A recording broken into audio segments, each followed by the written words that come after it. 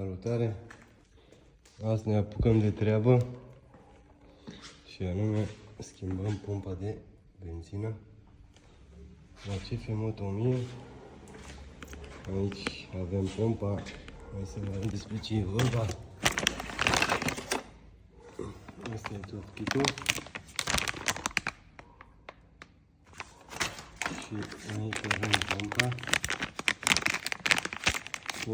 Pompa este de la Kenco. Am intrat din afară. O găsiți pe net. Se zice că e ce trebuie. Foarte ok. Aici kitul de instalare cu absolut tot ce trebuie. Și o să-i dăm drumul la treabă. Dăm jos și ne facem schimbul. Aici trebuie curățat foarte bine înainte.